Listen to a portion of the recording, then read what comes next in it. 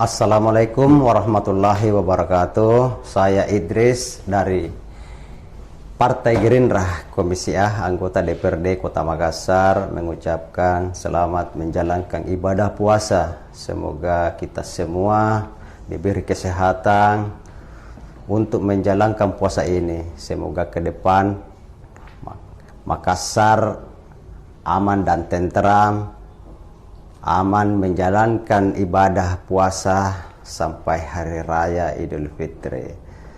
Jadi saya selaku anggota DPRD Kota Makassar mengajak warga untuk betul-betul fokus untuk menjalankan puasa ini supaya bisa memperoleh puasa-puasa takwa.